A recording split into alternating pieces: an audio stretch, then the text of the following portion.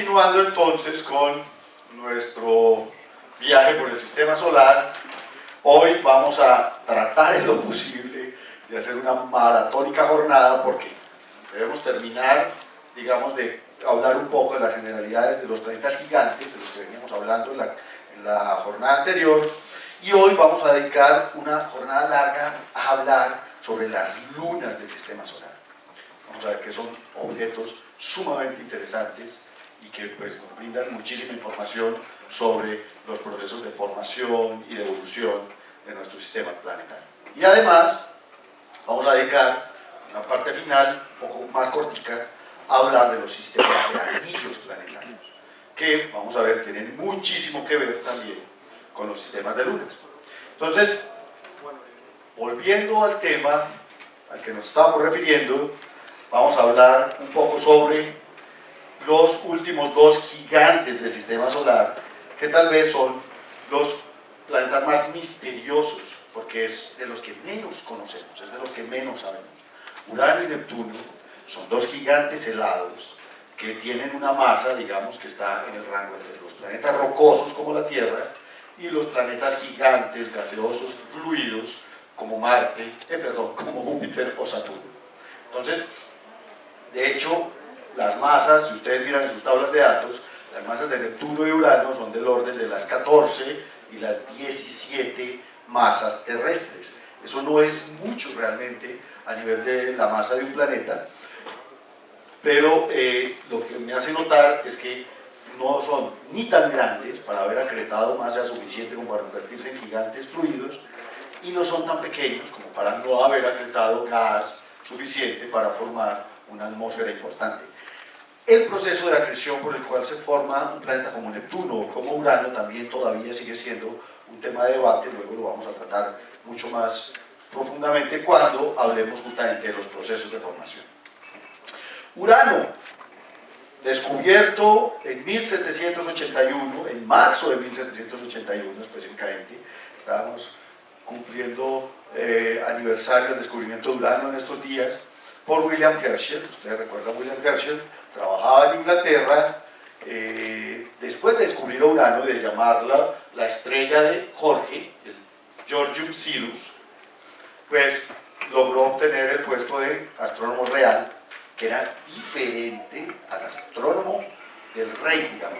Era una cosa más como un puesto ahí, como una mención honorífica que le dieron a Herschel por el descubrimiento de Urano y por dedicárselo al rey, obviamente. Urano es el séptimo planeta de nuestro sistema solar, es, como les decía, un gigante helado. El material del que está hecho Urano fundamentalmente es hielo. Obviamente debe tener un núcleo en donde se depositó la mayor parte del material rocoso, algunas masas terrestres, pero la mayor parte de lo que conforma la estrella de Jorge es hielo. Y aquí podemos ver un poco de cómo pensamos, cómo inferimos los astrónomos que debe estar compuesto Urano por dentro. Urano posee un núcleo compuesto de roca y hielo, hielos de diferentes tipos, y cuando hablamos de hielos de diferentes tipos, hablamos de metano, de amoníaco y de agua, que es el más abundante. El hielo, o más bien digámoslo así, el material volátil más abundante en el sistema solar es el agua. Y ahorita lo vamos a ver. Hay lunas completamente hechas de agua. Hay objetos del sistema solar que son pura agua. Los anillos de Saturno son pura agua, hielo de agua. Y por encima, pues sabemos que posee una atmósfera gruesa, básicamente de hidrógeno y de helio, que puede representar al menos un 15% de la masa del planeta. También algo de metano, y se detectan en sus espectros cantidades de hidrocarburos como acetileno, como etano y como otros materiales de este tipo. El metano, digamos, refleja la luz preferiblemente de longitud de onda corta. Por eso Urano y Neptuno se ven azules. El color azul de Urano y Neptuno se debe justamente a la forma en que el metano refleja la luz. Entonces vemos un interior posiblemente de silicatos y hierro, un manto que probablemente ocupa la mayor parte de la masa del planeta, que está hecho de hielos, de agua, amoníaco y metano, y una atmósfera rica en hidrógeno y helio y metano gaseoso. Eso es entonces la conformación principal de lo que sería Urano. Urano posee un sistema de anillos también que vamos a estudiar con más detenimiento ahorita más tarde. Estos anillos fueron descubiertos a través de la observación de una ocultación. Habían astrónomos que estaban pendientes de una ocultación de una estrella por Urano, o sea, simplemente Urano iba a pasar frente a la estrella, y este tipo de ocultaciones de objetos lejanos se utilizan para medir los diámetros de los objetos. Hay todo un proyecto de observación de ocultaciones, por ejemplo, de objetos transneptunianos, para poder calcular el tamaño de Eris, o de Plutón, o de Makemake. O sea, ¿cuál es el tamaño real de estos objetos? Como están tan lejos y la resolución, digamos, de los telescopios no alcanza a definir el tamaño de estos objetos, entonces los astrónomos utilizan la ocultación de objetos para medir los diámetros de estos objetos. Pero bueno, en 1977 se estaba haciendo esto con Urano y se detectaron los anillos. Ahorita vamos a ver si nos podemos conectar. Yo les muestro un poco qué es lo que sucede cuando a través de una ocultación aparecen los anillos. Estos son fotografías tomadas por el telescopio espacial de los anillos desde 2003, luego en 2005 y 2007, y vemos cómo el perfil, digámoslo así, el ángulo de inclinación de los anillos ha ido cambiando con respecto a nosotros. Básicamente son anillos compuestos de partículas de polvo que van de tamaños entre las micras y los metros. Como les dije, ahorita vamos a profundizar un poco más en esta idea de los anillos de Urano. Y Urano posee 27 lunas. Esas 27 lunas, pues hay 5 que son regulares: Miranda, Ariel, Umbriel, Titania y Oberon. Y hay muchas otras que son objetos irregulares, que no poseen, digamos, una forma esférica, por así decirlo. Y hay una cosa muy curiosa en las lunas de Urano, que también vamos a mirar con mayor detenimiento ahorita, es que sus nombres provienen de obras literarias. Las primeras descubiertas, que fueron Ariel, Umbriel y Belinda, que son de hecho de las más grandes, tienen nombres de un poema de Alexander Pope, que es un poeta inglés, que se llama, ahorita se los,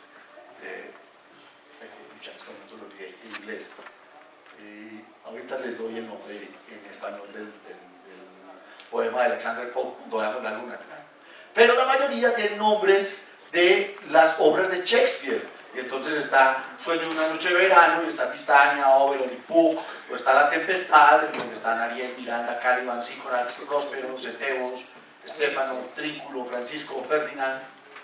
Del Rey Lear está Cordelia, de Hamlet está Ofelia, de la Fierecilla Domada está Bianca, de Troilo y Cressida está Cressida, de Otelo está Desdémona, de Romeo y Julieta tenemos una luna que se llama Julieta.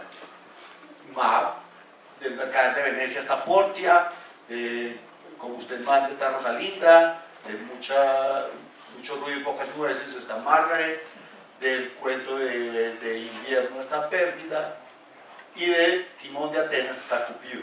Son las obras de Shakespeare puestas en órbita alrededor de Urano. El otro gigante helado de nuestro sistema solar es Neptuno. Urano y Neptuno tienen una historia dinámica en el sistema solar muy interesante. La mayoría de modelos de simulación de la formación de nuestro sistema planetario forman a Neptuno en una órbita más cercana que a Urano.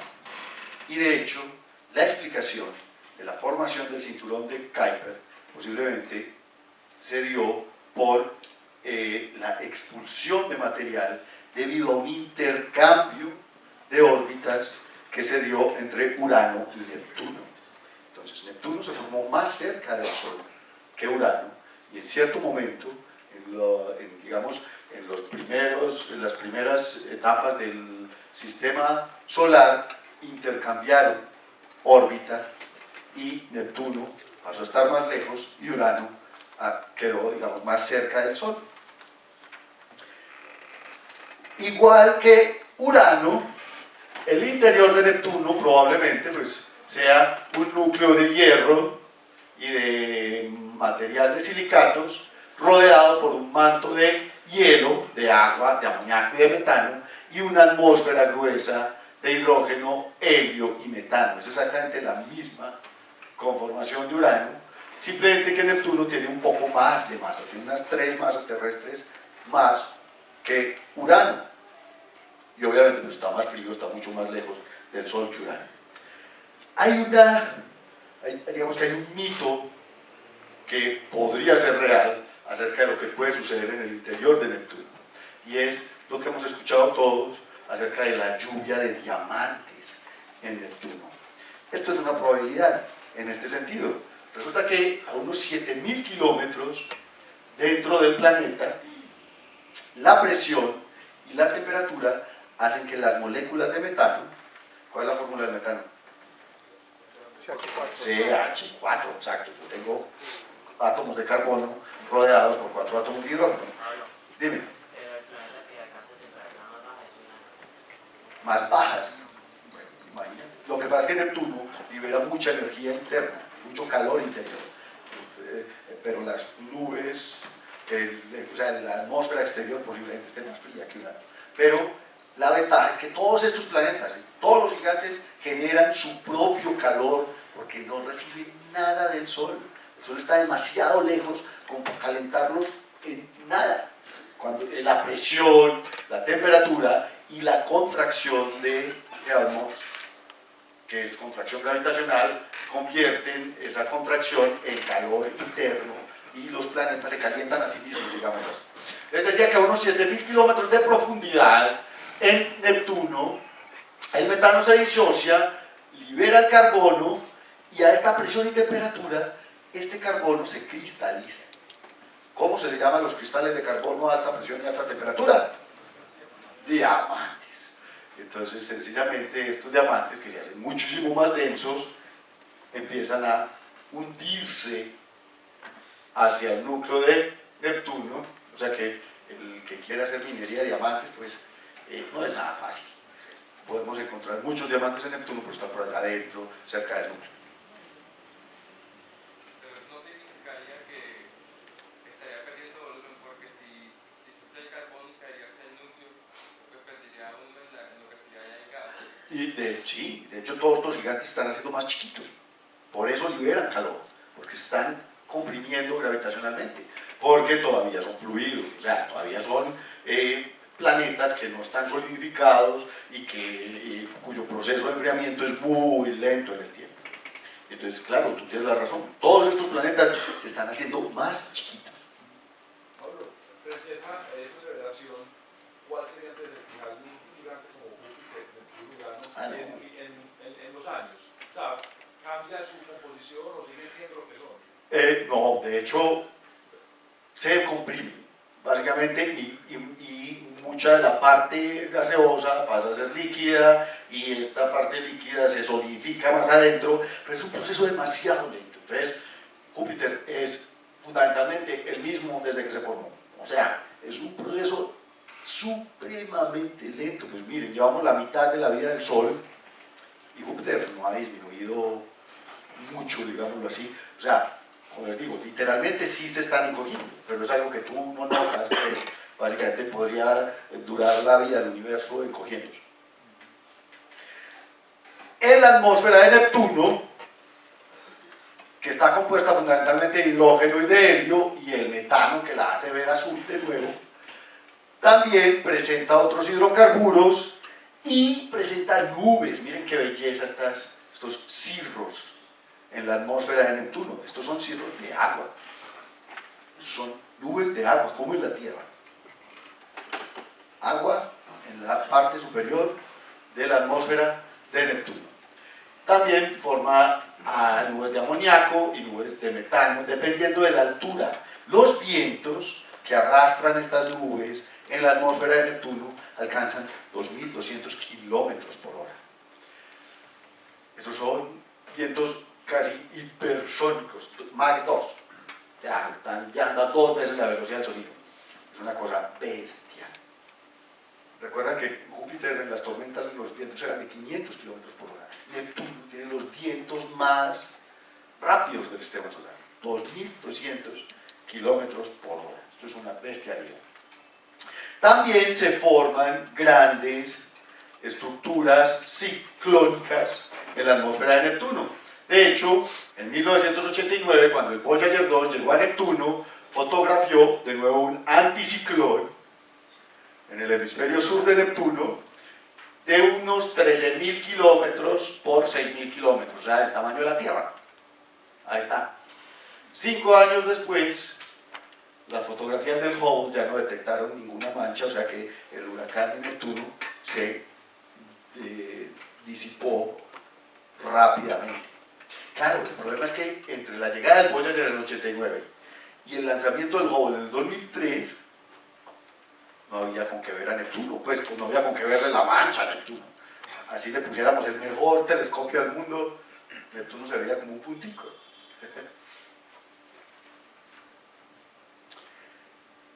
Posee también un sistema de anillos que se están dividiendo, ahorita lo vamos a ver. Fueron descubiertos también a través de un experimento de ocultación. El Voyager 2 en 1989 observó anillos delgados y arcos. Los anillos se están deshaciendo. Ahora vamos a ver que los anillos en realidad son estructuras temporales en los planetas. Parece ser que los de Saturno son muy antiguos, son muy estables, pero el resto de anillos, los de Júpiter, los de Urano, los de Neptuno, son estructuras que se forman y se desvanecen. Y les voy a explicar por qué, porque ahora vamos a ver las teorías por las cuales se puede explicar la formación de los anillos. Básicamente, esto es un ejemplo de la desintegración de los anillos. Los arcos que se encuentran en el anillo exterior, que se llama el anillo de Adams, que se llamaban, por ejemplo, Liberté, Fraternité, Igualité, como lo de la Revolución Francesa. Liberté, por ejemplo, se ha desvanecido desde que el Voyager pasó por ahí y probablemente en unos 100 años el anillo completo se haya desvanecido. Se desvanece a través del tiempo.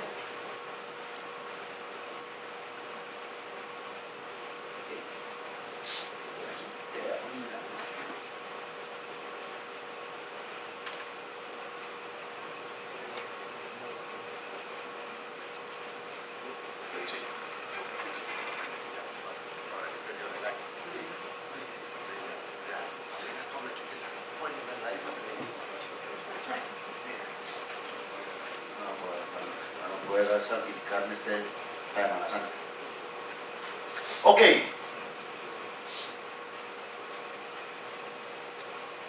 Vamos a hablar de lunas luneras. Las lunas del sistema solar, como les decía ahorita, son unos objetos maravillosos. Hay una cantidad de características especiales en estos mundos que los hacen fascinantes. Hay lunas gigantes, lunas enanas, lunas irregulares, lunas de roca, lunas de hielo, lunas de hierro, lunas de lo que ustedes quieran. Son restos de los materiales de los que se formaron los planetas. Entonces, pensemos en esto. Los planetas se forman de los restos que deja el Sol y las lunas se forman de los restos de lo que dejan los planetas. Es una... no puro resto. Sí, esto es una escala, ¿cómo se llama? Jerárquica de reciclaje, exactamente. Vamos a hablar de lunas. Sabemos que hay muchísimas lunas, hay unas muy famosas, pero hay muchas otras de las que ustedes no han ni siquiera oído hablar. Yo se las voy a presentar hoy aquí. Los satélites planetarios son cualquier objeto celeste que orbite un planeta. Por eso Ganímedes, que es un gigantón más grande que Mercurio, no es un planeta. No es un planeta porque simplemente está orbitando a Júpiter, que es un planeta. Entonces, cualquier cosa de naturaleza, digamos, que no sea de naturaleza artificial, es una luna. de un planeta. De hecho, por ahí están hablando de la segunda luna de la Tierra, porque hay un asteroide que tiene una órbita muy cercana a nosotros y que parece orbitar a la Tierra cada cierto tiempo. Eso todavía está en discusión, pero cualquier objeto que orbite un planeta que no sea artificial es una luna. Y entonces, en ese sentido, hay cantidades de lunas en el sistema solar. La Tierra tiene una, Marte tiene dos, Ida, que es un asteroide, tiene un pequeño satélite que es Dacty. En este sentido, no lo llamamos satélite planetario, sino que simplemente lo llamamos un satélite asteroidal. Pero sería una luna a pequeña escala. Júpiter tiene 63, Saturno tiene 62, Urano tiene 27, Neptuno tiene 13, Plutón tiene 5, etcétera, etcétera. Ahí están comparadas en tamaño con la Tierra.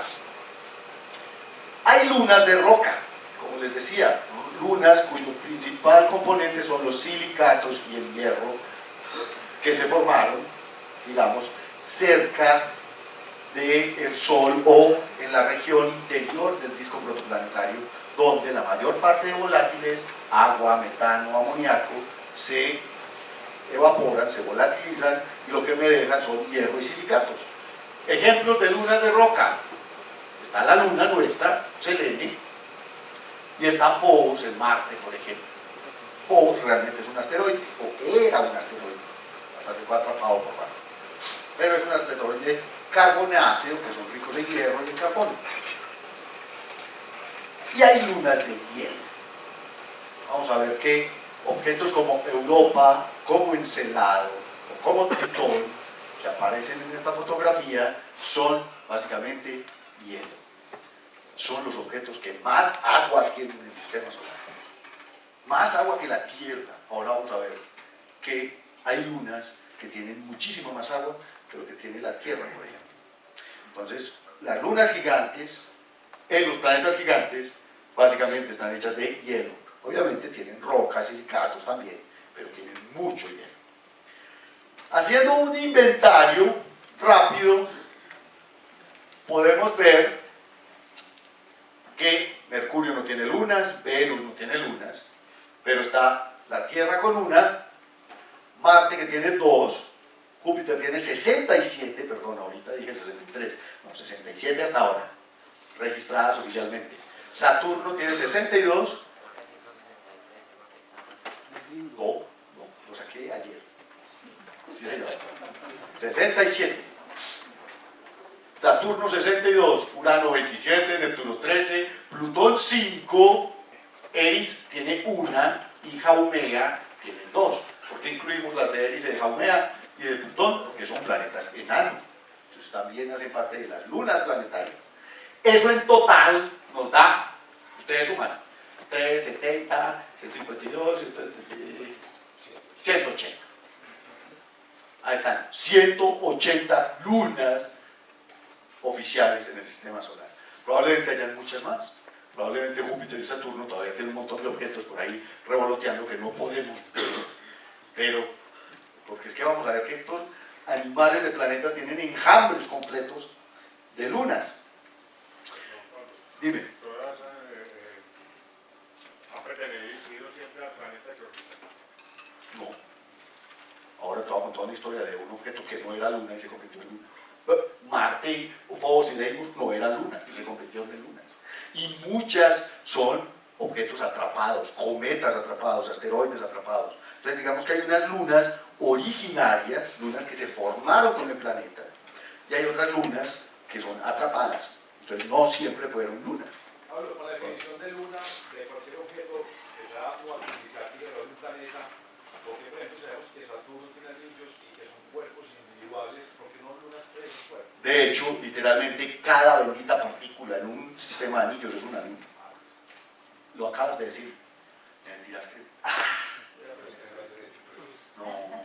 No, está bien, eso es. Pongan atención, es cierto, lo que Pablo dice es absolutamente correcto.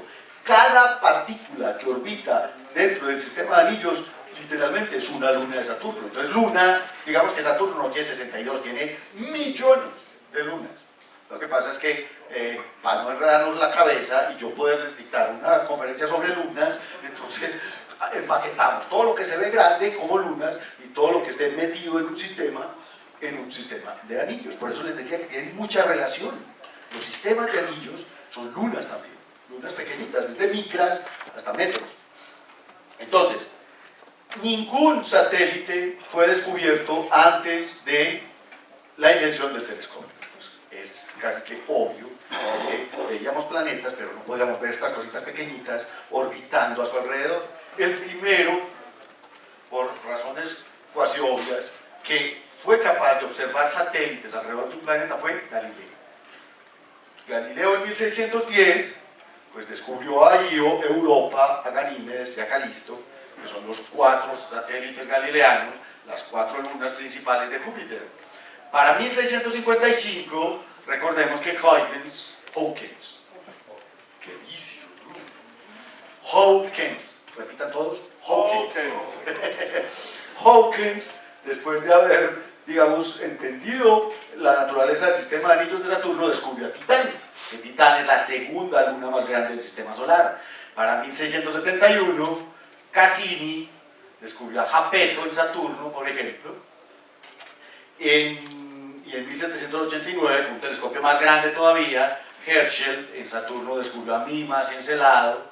Y las lunas de Urano se descubrieron por primera vez en 1851. Lazo, que es un astrónomo famoso también de este siglo XIX, descubrió primero a Ariel y a Umbriel, y además descubrió a Tritón, que es la luna más grande de Neptuno.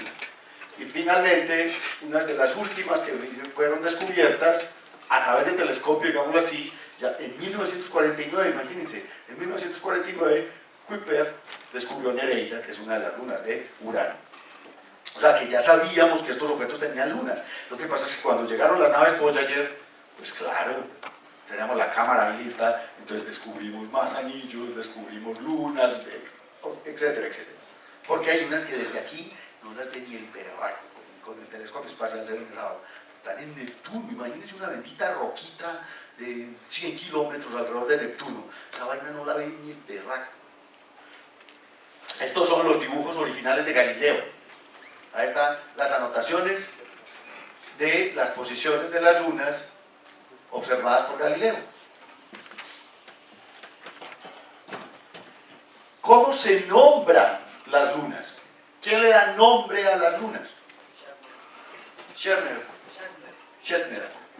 William Shatner. Sí, el Capitán Kirk. Más bien, sí, una de las que les da nombre a las lunas es es que él nombró las de Plutón en estos días, ¿cierto? Vulcano. Claro. Bueno, para mí hay otra que es Vulcano. Yo habría llamado a Io Vulcano, más que otro objeto en el sistema solar. Las lunas, obviamente, pues digamos que por historia, fueron nombradas con personajes mitológicos relacionados con el planeta. Entonces, claro, alrededor de Júpiter están un montón de sus amantes. Io, Ganímedes, Calisto, todos eran amantes de Júpiter, amantes de Zeus. ¿Recuerdan que Zeus era más que sí, era de los que sinvergüenciaba todo el tiempo. Pero además, digamos que la Unión Astronómica Internacional, pues por tradición hay muchas que tienen nombre, pero las que se descubren nuevas empiezan a nombrarse con la letra del planeta y el orden del descubrimiento. Entonces, por ejemplo, a Io le corresponde J1. Entonces, si yo les digo, ¿cuál es la luna J1? Es la primera luna descubierta de Júpiter, y fue Io. Europa es J2, porque Europa fue la segunda luna de Júpiter descubierta. Titán es S1, Saturno 1, etcétera, etcétera. Entonces, así están nombradas también. Si ustedes ven en un catálogo de lunas, ustedes ven que tiene nombre y tiene digamos, número de catálogo como S1, o sea que en Júpiter vamos hasta la S67, perdón, en Júpiter vamos hasta la J67, en Saturno vamos hasta la S62, etcétera, etcétera. Entonces, ¿cómo se llama la luna de nosotros? T1 o E1, porque si es en inglés es E1, exacto. Ahora, los satélites recién descubiertos, que todavía no han sido confirmados o nombrados como Vulcano y Plutón, se nombran con el año del descubrimiento la letra del planeta y su número. Entonces, por ejemplo, en 2011 se descubrió el cuarto satélite de Plutón. Entonces es satélite descubierto en 2011, P1. Pero ese P1 es temporal, porque es el primero descubierto en 2011. En realidad ese P1 es P4. Es el cuarto satélite de Plutón. Y en 2012 también hay un P1. Este 2012 es Vulcano, que en realidad es P5. Entonces, mientras les ponen nombre, mientras los catalogan, simplemente ustedes van a encontrar S 2000 tal y un numerito del descubrimiento de ese año.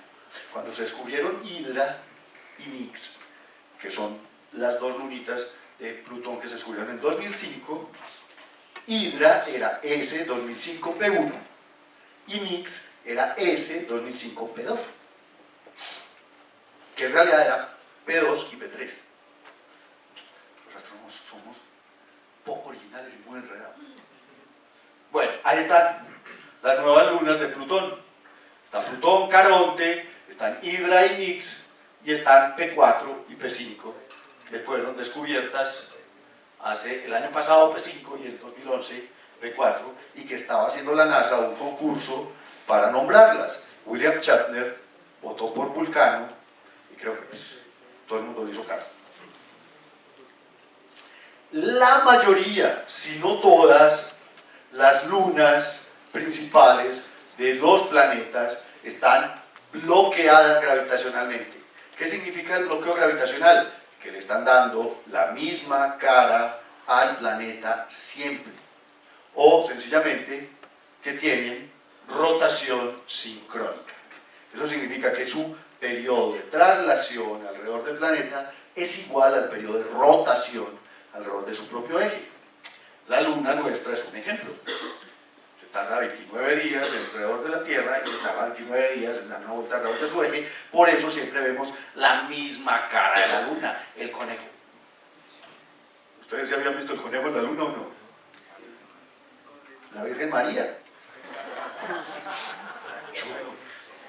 Pues sí, seguramente es un milagro. Claro, la Virgen María aparece en una arepa, en un sartén quemado, en el chocolate, pero bueno, ahora aparece aquí en la luna. Yo nunca le vi forma de Virgen María, pero sí le vi forma de conejo toda mi vida, claro. De hecho, el Mar de la Tranquilidad, donde aterrizó el Apolo 11, es la oreja izquierda del conejo. Está aquí cerquita, la oreja izquierda. Entonces siempre vemos la misma cara de la luna, por eso hablamos de el lado oscuro, Dark Side of the Moon, que es un lugar que no vimos sino hasta 1963, cuando el Lunik 3 ruso orbitó por primera vez la luna y tomó fotografías del lado oscuro, imagínense, hasta el 63, eso fue hace 50 años, no habíamos visto el otro lado de la luna. Y conocemos, digamos, otros lados de otras lunas, pues porque maravillosamente tenemos naves espaciales que están allá dándoles vueltas, etc. Pero si viéramos en Júpiter, siempre veríamos el mismo lado de Io, siempre veríamos el mismo lado de Europa, siempre veríamos la misma cara de la luna, siempre, porque son lunas que están bloqueadas gravitacionalmente. Y eso se debe básicamente a la dinámica orbital, es debido a la marea gravitacional que tiende a igualar el periodo de rotación con el de traslación. Es lo que le está pasando a Mercurio, recuerden. La ventaja es que las lunas, o digamos la diferencia es que las lunas tienen órbitas muy circulares, mientras que los planetas como Mercurio tienen una órbita más excéntrica. Entonces Mercurio realmente no va a terminar bloqueado, está en una resonancia, que es 3,2 que veíamos la semana pasada, pero no va a terminar bloqueado totalmente. Hay muchos satélites irregulares. Satélites irregulares significa pequeños, no tienen equilibrio ¿qué? Hidrostático. Sí, es equilibrio gravitacional. De hecho, no hay equilibrio hidrostático pues porque no tiene una gravedad suficiente, una autogravedad suficiente para redondearse.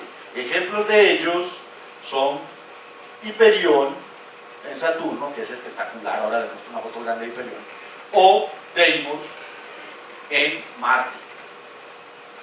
Los satélites entonces estos satélites irregulares son únicos, hechos de roca básicamente asteroides atrapados, o de hielo también. Y otros pueden ser objetos transneptunianos atrapados, o sea, cometas. ¿Cómo se forman las lunas de los planetas? Entonces, digamos que hay, bueno, a ver, 3 procesos. Nombrémoslos en ese orden. El primer proceso, que es el proceso por el cual se formó Ganímedes, Io, Europa, Calisto, Titán, por ejemplo. Estos satélites se formaron por acreción en un disco de material que se formó alrededor del planeta en formación. Entonces, de nuevo, es una escala. Mientras el Sol se formaba, tenía un disco de acreción donde se formaban planetas. Y mientras el planeta se forma, crea un disco de acreción donde se forman lunas. Y eso lo sabemos porque planetas gigantes como Júpiter crean discos inmensos de materia a su alrededor para poder, digamos, adquirir estas masas, y dentro de ese material pues se repite la historia, entonces se forman lunas alrededor de los planetas. De esa manera, como les digo, se formaron los sistemas de lunas de Júpiter o de Saturno. Entonces es simplemente un proceso de acreción igual al de los planetas, pero alrededor del planeta en formación. Dime, Juan. Si la fuerza de atracción del Sol es tan grande y la presión por todos los planetas, porque también las planetas se forman bajo el Sol. Muy buena pregunta. Claro, o sea, la idea es cuál. Yo empiezo a acumular materia, y aunque la gravedad del Sol es muy, muy grande, el Sol está muy, muy lejos. Entonces, claro, tú estás pegado a la Tierra, pues porque la masa de la Tierra, a pesar de que es una millonésima parte de la masa del Sol, está más cerquita de ti que el Sol. O sea, es simplemente por distancia. Yo estoy aquí cerquita, entonces afecto gravitacionalmente lo que está más cerquita de mí. A pesar de que todo, de hecho, todo el material está amarrado gravitacionalmente al Sol. Porque nosotros también estamos amarrados gravitacionalmente al Sol. La Tierra y nosotros nos movemos a 30 kilómetros por segundo alrededor del Sol. Pero digamos que la Tierra no te deja escapar. La Tierra no deja escapar su atmósfera por gravedad. Júpiter no dejó escapar toda esa cantidad de hidrógeno por su propia gravedad. Pero todo ese material está acoplado gravitacionalmente al Sol. Entonces, básicamente es cuestión de cercanía. Es cuestión de qué afecto yo aquí localmente. Ok. Entonces, las puedo formar por acreción. Espérense antes de la pregunta 1. Se quedó atrancada. O se puede crear por acreción, o simplemente, eso es donde se volvió. O se pueden formar, los otros 2 procesos son porque quedan atrapadas, o sea, un asteroide que viene por aquí y se acercó mucho a Marte, ahí quedó. Phobos es un asteroide que se acercó demasiado. Deimos se acercó demasiado. Y un montón de lunas de Júpiter y de Saturno se acercaron demasiado. Tritón se acercó demasiado a Neptuno y ahí quedó atrapado. Tritón no es original de Neptuno.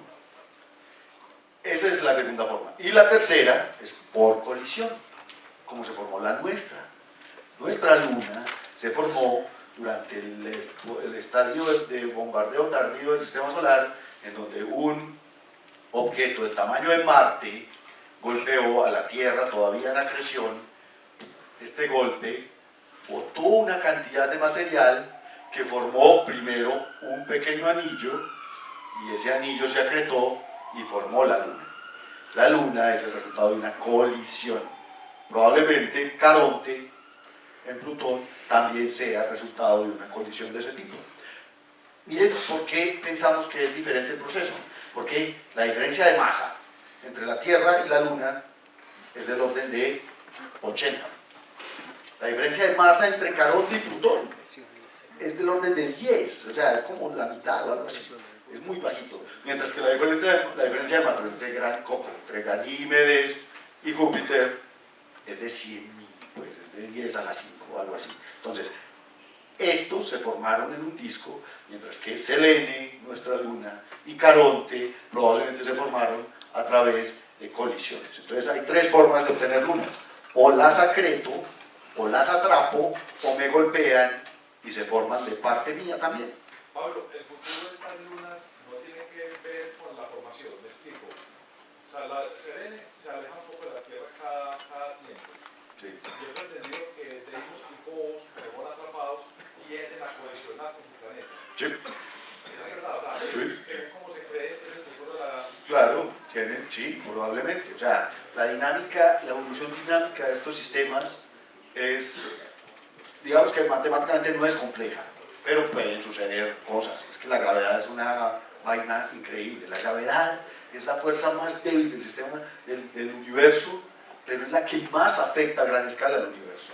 Pues, estos objetos son atrapados, destruidos, formados, expulsados, y todo a punta de gravedad. Y ahora vamos a ver cómo. Ahora sí, pregunta número 1.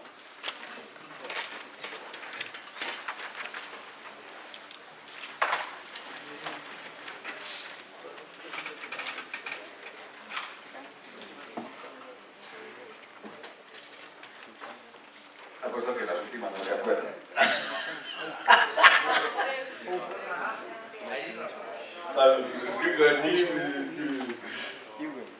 Titán. Pero a ver, ¿quién descubrió un briel? Se lo dije ahorita.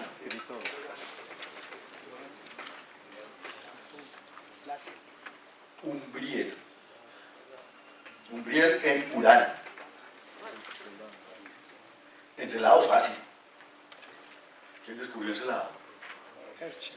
Herschel, muy bien. Adivinaste uno.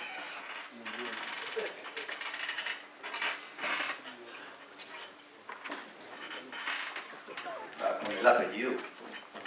Bueno, que Caroline, la hermana, también era buena astrónoma, entonces si tú pones Herschel puede ser William o Carol. Caroline Herschel. ¿O quién? Oh, John Herschel. Sí, señor. Eclo Sebas. Listo. Phobos y...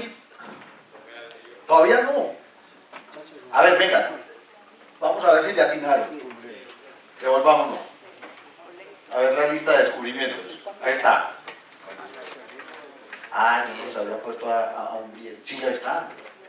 Láser y Tritón también lo descubrió Láser.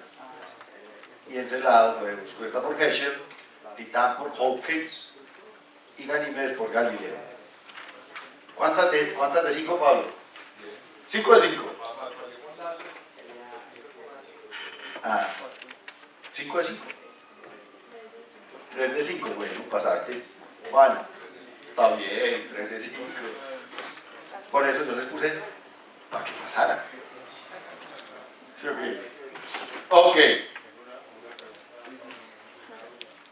Sí.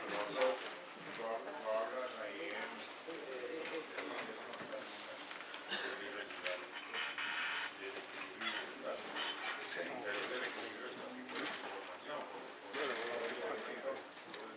Ah, no, sí, es que todo eso es sólido. Pero hidrostático significa simplemente que la presión y la gravedad se equilibran. ¿Ves? Es básicamente eso, sin importar, digamos, el estado de la materia.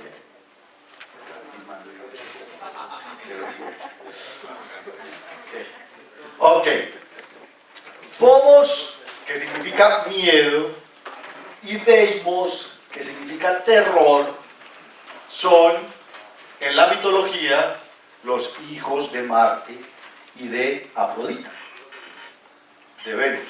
Marte y Afrodita tuvieron de hecho son gemelos, procrearon unos gemelos que llamaron Phobos y Deimos, que acompañaban a su papá en todas las guerras. Entonces Phobos es la representación del miedo y Deimos es la representación del terror.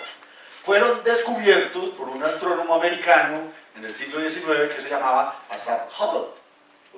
Asaph Hall descubrió en 1877 este par de asteroides que posiblemente provienen del cinturón principal y que fueron atrapados por Marte hace algunos miles, bueno, algunos millones de años probablemente. son de tipo de asteroide que después vamos a ver con más detenimiento, a lo que llamamos asteroides carbonáceos, ricos en carbono. Phobos tiene unos 30 kilómetros de diámetro y Deimos tiene unos 12 kilómetros de diámetro más o menos, y Phobos es famoso por ese super, hiper, mega golpe que mide 11 kilómetros de diámetro. Entonces piensen en eso. Es una tercera parte del asteroide. O sea, el hueco que tiene es de una tercera parte del tamaño del asteroide. Ese cráter se llama Stickney, en honor a la esposa de Hall, que se llamaba, no sé, Margarita Stickney Hall. El nombre no me acuerdo, pero el apellido era Stickney. Stickney es, en comparación a su objeto, el cráter más grande del sistema solar. En ese sentido, claro. O sea, imagínense un hueco de una tercera parte de la Tierra. Sería el tamaño de Asia. O sea, si pusiéramos un cráter equivalente en la Tierra, sería un hueco del tamaño de Asia. Eso es una cosa bestial. Como Pablo decía ahorita, el futuro más probable de Phobos y de Deimos es que sean devorados por Marte, que terminen golpeando el planeta o convirtiéndose en un sistema de anillos. Ahora vamos a ver por qué cuando definamos lo que es el límite de Roche. Phobos se encuentra dentro del límite de Roche de Marte, por lo que básicamente va a ser triturado, destrozado y convertido en un anillo, o dependiendo, digamos, de la interacción gravitacional con otros objetos, puede terminar chocando el planeta en un periodo que se calcula de menos de 100 millones de años. Igualmente Phobos también tiene una órbita que por el momento lo lleva a caer hacia Marte. Hay muchas otras lunas irregulares en el sistema solar. Júpiter, de las 67 que tiene 57 que son pequeñas e irregulares. Obviamente objetos que probablemente fueron atrapados. Dentro de la órbita de Io, por ejemplo, se encuentran estas 4 que se llaman, en su orden ahí, Adrastea, Metis, Amaltea y Plibe. Son muy importantes, vamos a ver, porque tienen mucha relación con los anillos de Júpiter.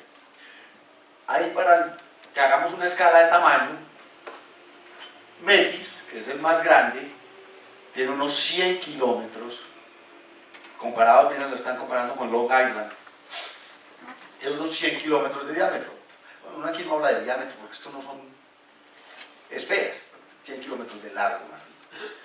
Amaltea posee, que es la tercera de aquí, posee una densidad muy baja, lo que nos indica que probablemente sea un tipo de objetos que se encuentran en el sistema solar, a los que llamamos pilas de escombros o pilas de cascajos. Pilas de cascajos son asteroides que se forman por acreción, pero que tienen tan baja gravedad que no se fusionan. O sea, en realidad no están fusionados en un solo objeto, sino que es como si fueran un montón de piedritas viajando juntas.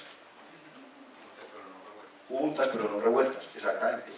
O sea, como muy poroso, pero básicamente es un asteroide que se pega con otro, entonces vení, vámonos junticos, y se pega otro, sigamos junticos, y terminan siendo un montón de cascajos reunidos que tienen muy baja cohesión gravitacional.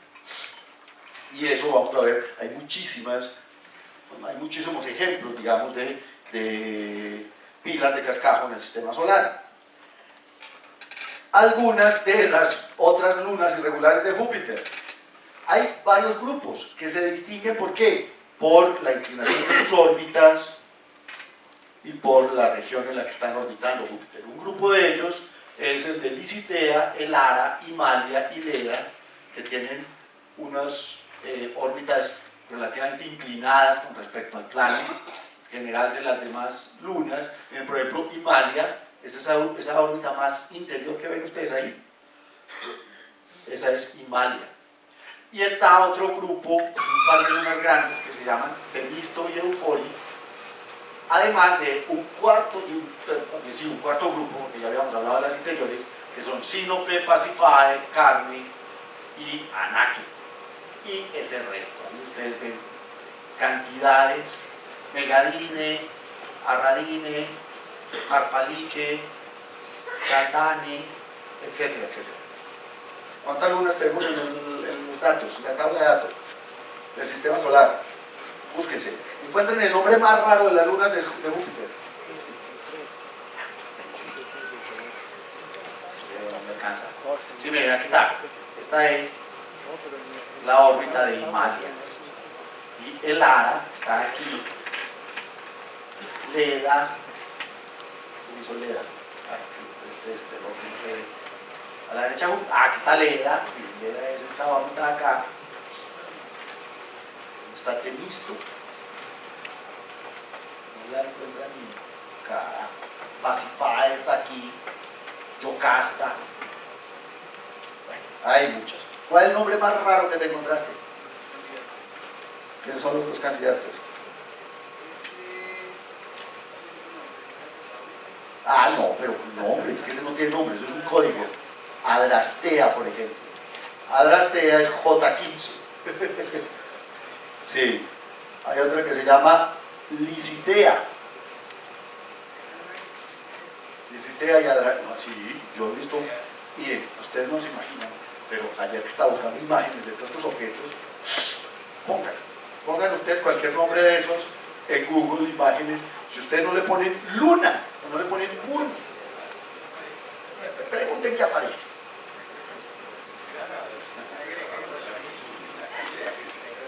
¿Licitea es quién? Sí, en serio. Ah, Licitea es la diosa de los lunes. Por lo de licitación. Sí. Ey, te lo juro. Hijo de puta, salieron unas cosas ahí.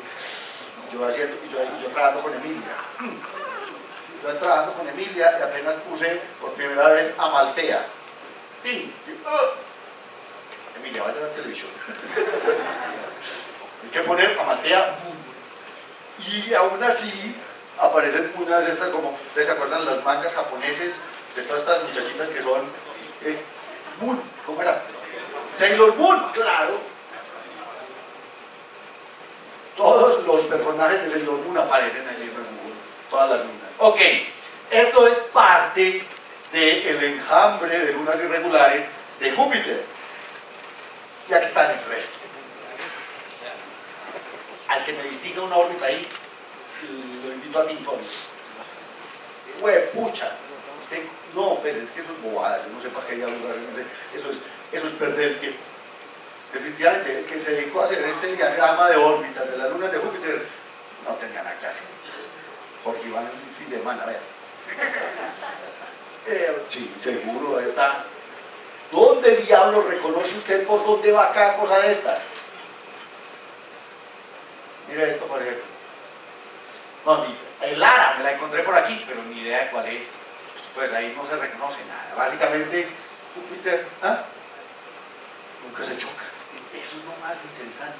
Bueno, seguramente por ahí de vez en cuando se chocan con asteroides y otras cosas, pero entre ellas no. Estos ya son sistemas en equilibrio, digamos. O sea, ya han evolucionado durante 4.000 millones de años y cuando llega una luna nueva, ella se acomoda por ahí y en realidad chocarse en el universo es la cosa más rara, es muy poco probable, pues por lo menos en esta época, en esta historia del sistema solar. Las cuatro principales obviamente son lo que Galileo llamó las estrellas Medici, como era el Lampo Galileo, ¿no? Echándole gentillo ahí al patrón para que le diera un contrato vitalicio. Aquí no están en orden orbital, sino en orden de tamaño.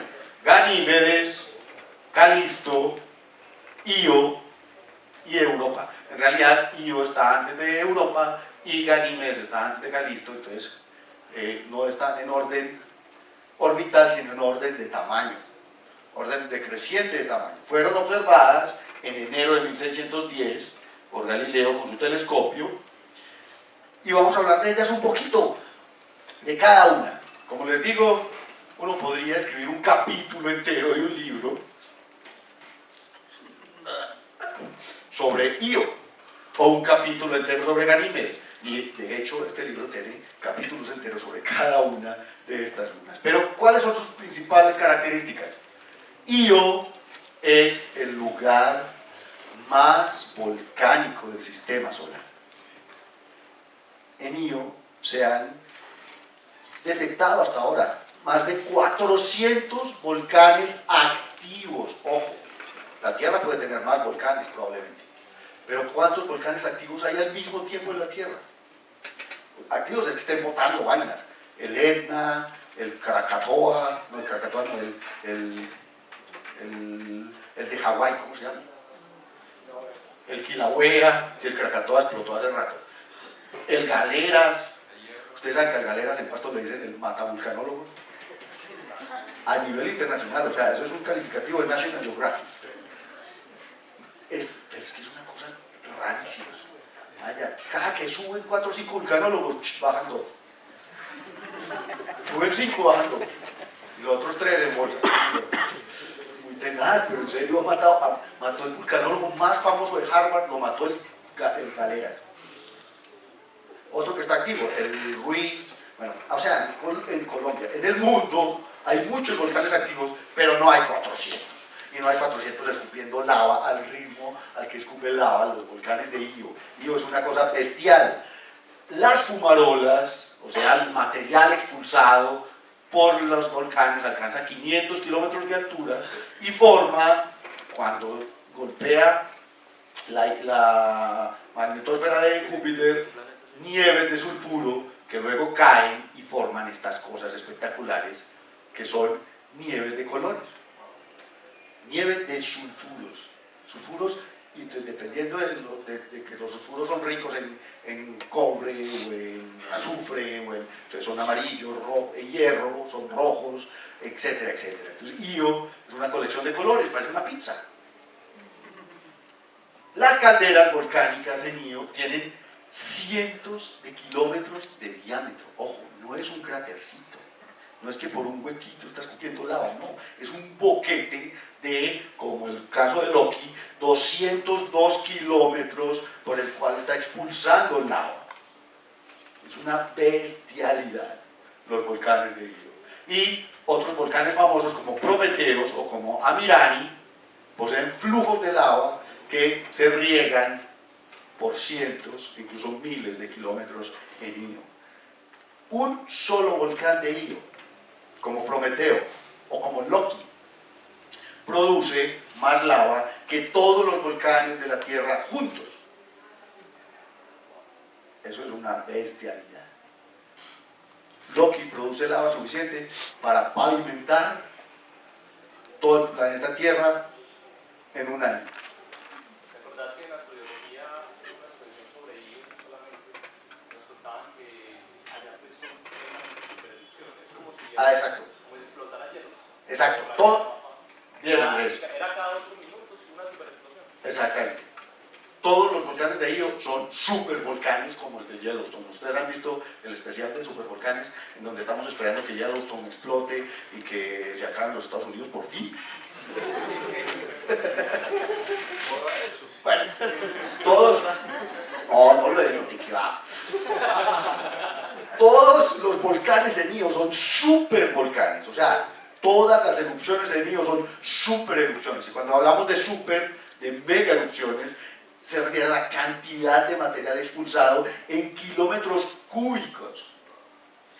Una explosión como el del Santa Elena, no sé si ustedes recuerdan el monte Santa Elena en Washington, en los Estados Unidos, expulsó del orden de los cientos de kilómetros cúbicos de material. Una mega explosión. Yellowstone podría expulsar algo así como 6.000 kilómetros cúbicos de material. Eso es lo que expulsan estos volcanes permanentemente, del orden de los miles de kilómetros cúbicos de material en cada explosión. Io entonces es vulcano. Digo, bueno, no, adivinen por qué no se acaba. Porque Io está siendo amasada, literalmente, por la gravedad de Júpiter y la gravedad de las otras lunas exteriores como Ganímedes y Calisto, que son grandototas. Entonces Io está siendo amasada, entonces pueda tener material líquido en el interior disponible siempre. Ella escupe, se endurece y vuelven y la amasan. Entonces, básicamente es una pizza en preparación. No han terminado de hacerla. Pablo, Dime. en esta luna se basaron para hacer Crónicas de Río. Ah, sí, exactamente. Ahí ponen una cárcel en una luna precisamente. En una luna volcánica como Io. Claro, para que hay quien se vuela a sálgase de la cárcel y se muere. Habla de material de IO que cae a las lunas. Sí, de hecho hay material expulsado por los volcanes que cae a las otras lunas y que alimenta parte de los anillos exteriores de Júpiter. Ahora vamos a ver eso un poco. Europa es un lugar congelado y posee más agua que la Tierra. Pongan atención, si yo comparo la cantidad de agua que tiene Europa con la cantidad de agua que tiene la Tierra, es obvio que hay más agua en Europa que en la Tierra. Olvídense de nuevo de ese cuento de que la Tierra es el planeta de agua, que va, por eso es que la tenemos que cuidar. 0.02% en masa no es nada de agua. Los océanos de la Tierra son un charquito. Europa tiene más agua.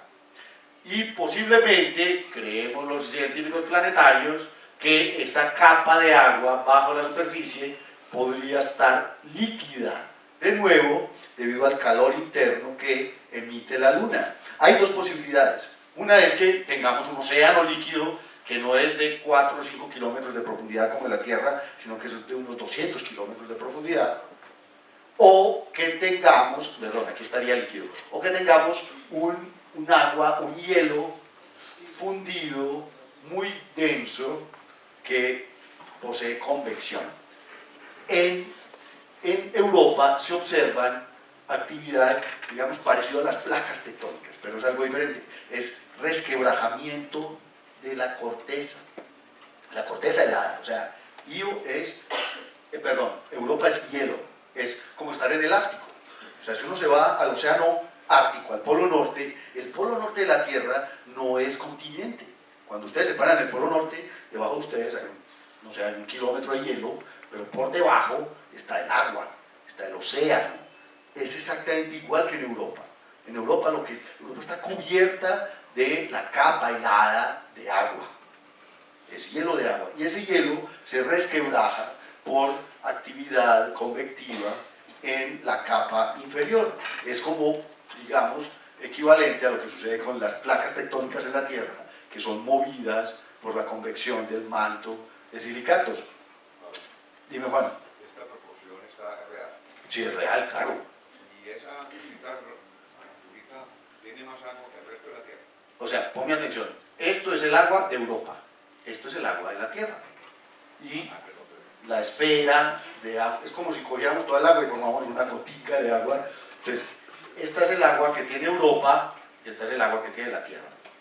En proporción, hay más agua en Europa que en la Tierra. Pablo, pero hay movimiento como tectónico en las capas superficiales de... No, pero o sea, no se pueden diferenciar placas, pero hay resquebrajamiento debido al movimiento interno. O sea, miren, todas estas rayas, todas estas fallas geológicas son resquebrajamiento de la corteza, que es como las fallas geológicas que tenemos nosotros, pero a una escala menor en tamaño, pero es más dinámica.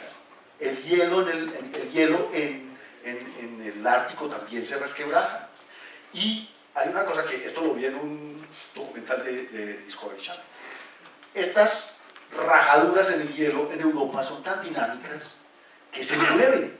Uno las podría ver. Viajan a 6 kilómetros por hora.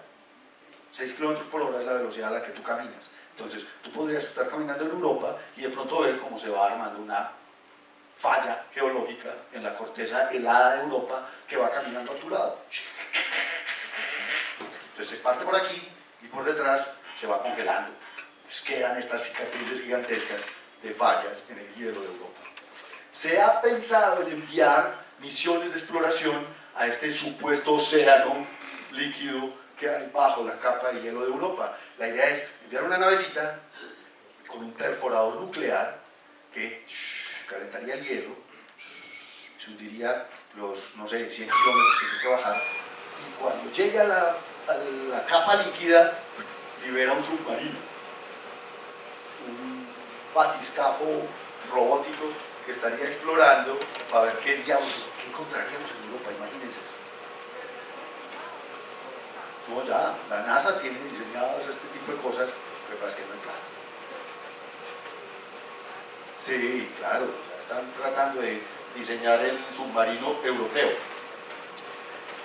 Ganímedes Magno, como Ganímedes el Grande, es la luna más grande del sistema solar, es más grande que Mercurio, ya lo hemos dicho, es casi el tamaño de Marte, y está compuesta básicamente de un 50% de silicatos y un 50% de agua.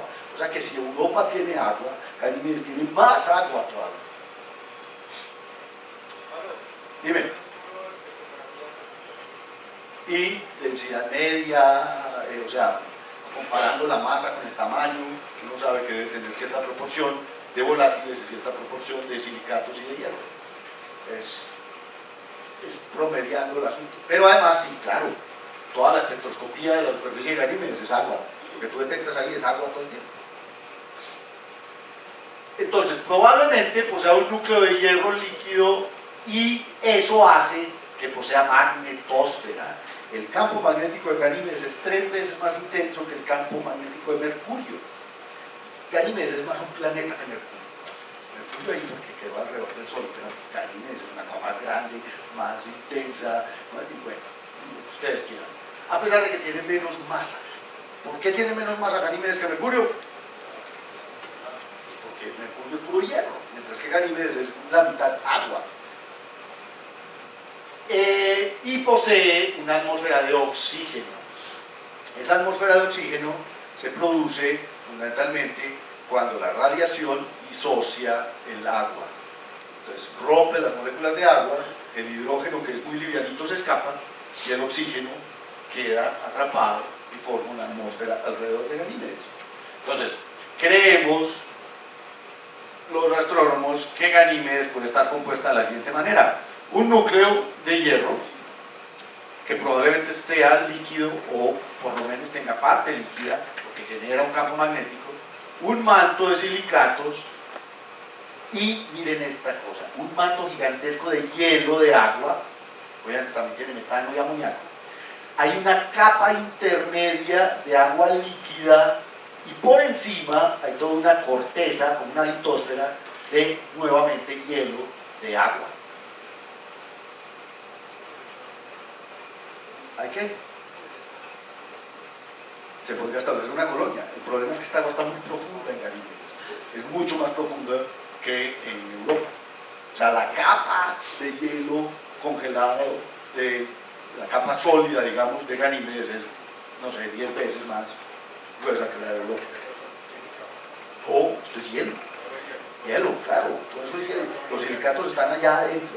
Todo esto es agua, es que por eso les digo, estas lunas son hechas de agua. Agua congelada, agua líquida en ciertas partes, pero miren la cantidad de agua que tiene Ganímedes. De aquí para arriba todo esto es agua. Entonces, olvidémonos de nuevo, la Tierra no tiene agua. Aquí sí que hay agua. Calisto es, como ustedes lo pueden ver, el objeto más golpeado del sistema solar.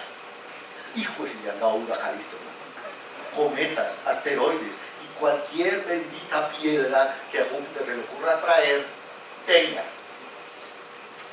Pambelé. Sí, Calisto es el Pambelé del sistema solar. Calisto, Pambelé es una cosa que es mejor dar que recibir. Es una frase célebre de todo boxeador. Calisto, también hecho fundamentalmente de hielo y de agua, ha sido golpeado millones de veces. Cada pequeña cicatriz de varicela que tiene Calisto es un golpe, como les digo, de un cometa o de un asteroide atraído por Júpiter. Calisto es la luna más grande que está más afuera de las 4. Entonces, obviamente, cualquier objeto que se acerca es afectado gravitacionalmente por Júpiter y a la primera que se encuentra es a Calisto. Está compuesto probablemente de una mezcla de roca y de hielo. No creemos que tenga un núcleo como tal. Lo que creemos es que tiene un manto gigantesco que es una mezcla de hielo sucio. hielo y silicatos mezclados. Y por encima está la capa de agua. Pablo, Andrés. ¿cómo hacen los astrofísicos para detectar el campo magnético, por ejemplo, de Calisto y de Ganímedes. Ganímedes? Pues, ¿cómo han... Mandamos a una sonda que se llama Galileo y Galileo lo detecta. Sí, básicamente no podemos hacer otra cosa. Allá llega Galileo, llega Juno, llega el Voyager y pasa por ahí y detecta. De hecho, el campo magnético de Ganímedes fue medido por Galileo. O sea, que nosotros no tenemos forma de detectar Desde el campo aquí, magnético no. de un exoplaneta, porque no hay forma. Es muy difícil. Detectar el campo magnético de un exoplaneta, en teoría se podrían detectar ondas de radio de la ionosfera de estos planetas, pero la energía es demasiado baja, como por ejemplo para contrarrestar el campo magnético de la estrella. O sea, hay formas en teoría de detectar la magnetosfera de un planeta, pero es una cuestión sumamente difícil. O sea, la probabilidad es muy bajita. Pregunta 2. ¿Quién me responde? Salvador, ¿estás haciendo el examen? ¿Cuál es la luna con más agua? Con más agua de la que les acabo de mostrar. Ah, bueno, entonces ¿para qué dicen? Es individual. Ya le voy a rebajar a usted el informe. Escandaloso. Pablo, los campos magnéticos, digamos, el campo magnético de Júpiter no haría conflicto con el de Ganímedes. Claro, no es conflicto, interactúan. Ganímedes está metido dentro del campo magnético de Júpiter y tiene su propio campo magnético. Entonces, digamos, Galileo está pasando por ahí, Júpiter es un pico, Exacto, algo así. Eso es lo que detecta Galileo, es el campo, o sea, diferencia el campo de Ganímedes del campo de Júpiter. pero con una suma, pues, Sí, claro, ahí se suman.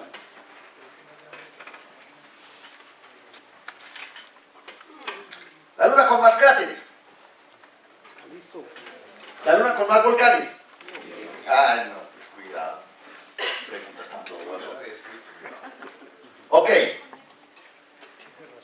Saturno. No, pensé que se decía Saturnino y no. Saturnino significa otra cosa. Saturniano.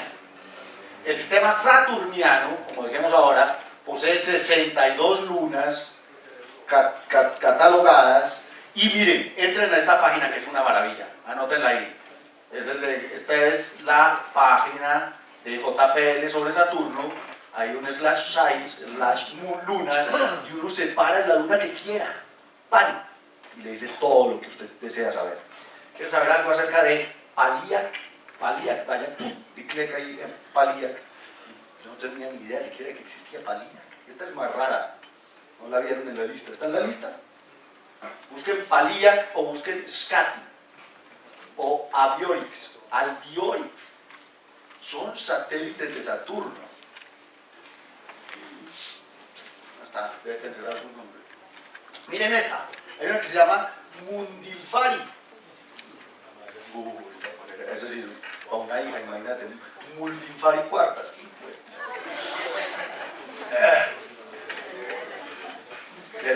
Pero en la India sí deben haber muchas Mundilfari. Debe ser como Margarita aquí.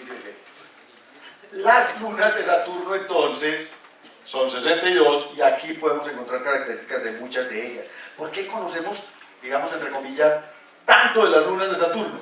Porque allá está Cassini desde 2007, no, desde 2004. Está Cassini pasando por entre ellas, tomándoles fotos, etcétera, etcétera. Este es uno de los sistemas mejor conocidos del sistema solar. Pues como lo presentan ahí, pareciera que todas tuvieran órbitas como coplanares. No. ¿Sí, o es el dibujo? No, ese es el dibujo. En realidad está dividido por grupos. Por ejemplo, ahora vamos a ver que Pandora, Prometeo, Atlas y Pan son lunas pastoras de los anillos. O que, por ejemplo, Epimetheus y Janus son lunas que sí son co-orbitales. Intercambian. Uy, igual, es que ya es hora de pipí. break, no, 10 minutos. Intercambian órbitas. Entonces son grupos, Encelado, Telesto, Tetis y Calipso, también son, o sea, están agrupadas, digamos, orbitalmente o tienen características similares, pero no son coorbitales. Las únicas que sí son Epimetheus y Janus, que se intercambian la órbita cada 4 años. Ok, entonces, a las que yo llamo las 6 Marías, no son las 3 sino las 6 Marías. Las 6 mayores lunas de Saturno, a excepción de Titán, que obviamente es la más grande, son lunas de hielo. Estas posiblemente tienen más agua que las lunas de Júpiter.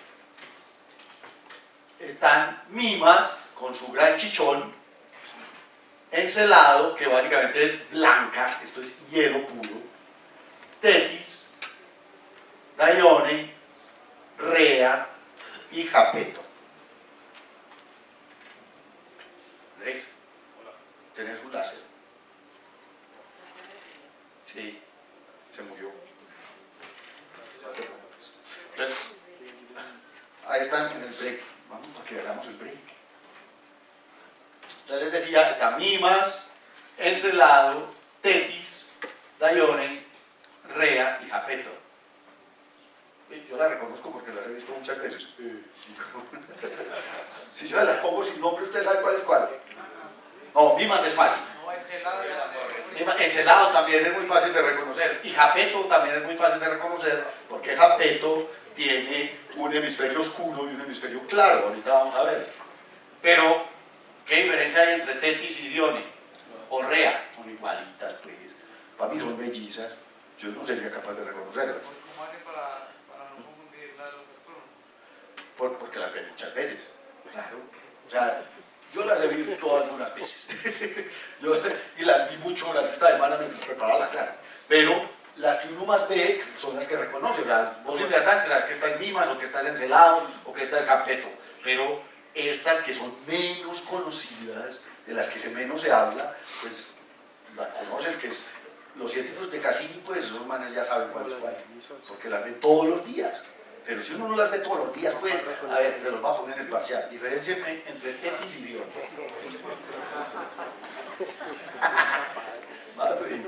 Reconozca el personaje, la alemana.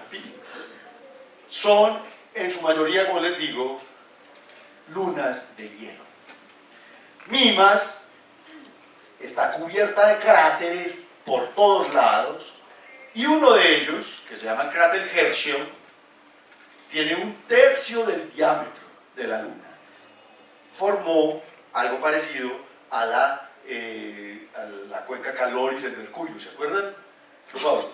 Tengo una duda, ¿por qué si estas son de hielo permanece el cráter? Ese no tiene esa marea que produce No, porque son lunas sin actividad. Cero actividad. Exacto, entonces es hielo solidificado, pero pues ahí no hay nada que lo derrita, ni nada que lo erosione, ni nada que le borre los cráteres. Entonces, esa es la diferencia. El objeto que golpeó a Mimas, cuando les digo casi la hace pedazos, es porque calculando la energía de esa colisión, Mimas se hizo añicos por dentro. O sea, la golpeó y la onda de choque generada por dentro pulverizó el interior de Mimas, que obviamente ya debe estar de nuevo bien acomodadito, pero digamos que Mimas estuvo a punto de desaparecer con un golpe de ese tamaño. Las huellas se ven por el otro lado. O sea, es como si a vos te pegan aquí y por el otro lado te sale un chichón. Claro, un golpazo en Jijuel, chica. Ese fue un efecto de forma, en la mitad. Eso es lo que sucede. Vos has visto cuando vos tiras una piedra en el agua que salta una gotica en el centro. Exactamente igual sucede cuando se forma un cráter. Cuando se forma un cráter, el material que se derrite durante el impacto tiene un rebote en el centro y entonces se solidifica y forma estas montañas. De hecho, yo les decía la semana pasada que el Monte Olimpo en Marte pasó a ser la segunda montaña más grande del sistema solar, porque hay una más alta. Y está en Vesta. En Vesta ahora hay una sonda que va a visitar a Ceres también, pero en Vesta hay un golpe así gigantesco que formó una montaña central que tiene 23 kilómetros de altura. La montaña central en Vesta, en ese golpe, tiene 23 kilómetros de altura. Entonces pasó a ser la montaña más alta del sistema solar por encima del monte Polino. Bueno, creo que hagamos break aquí en Mimas. Ahorita seguimos estudiando las lunas de Saturno, entonces paramos y hacemos pipi break y regresamos as soon as possible. Nos vemos enseguida.